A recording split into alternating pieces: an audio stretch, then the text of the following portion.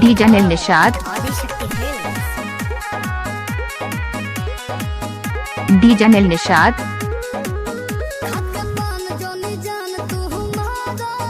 DJ Anil Nishad,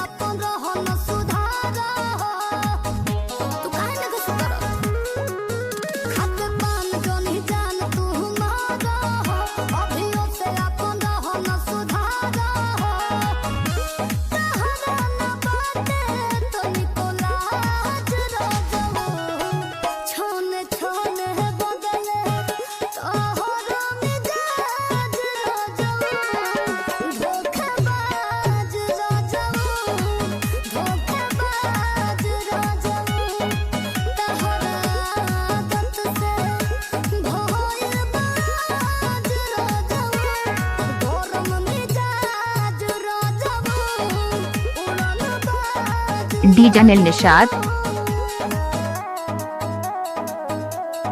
DJ Anil Nishad,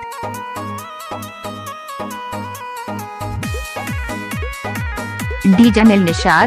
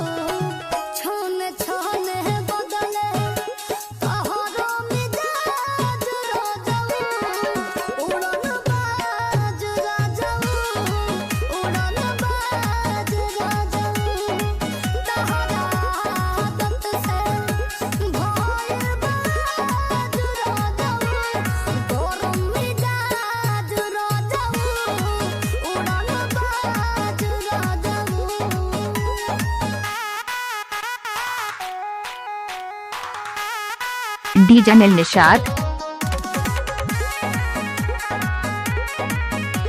DJ Anil Nishad,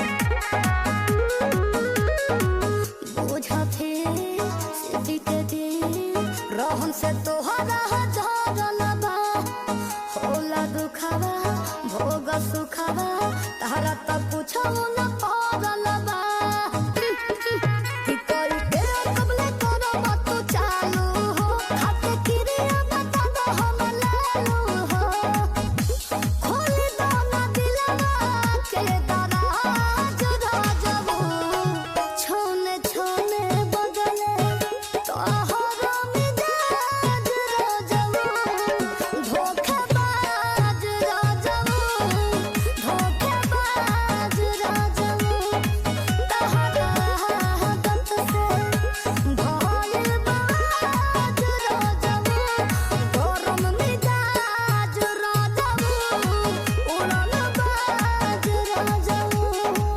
DJ Anil Nishad, mobile number 89 28 98 24 71।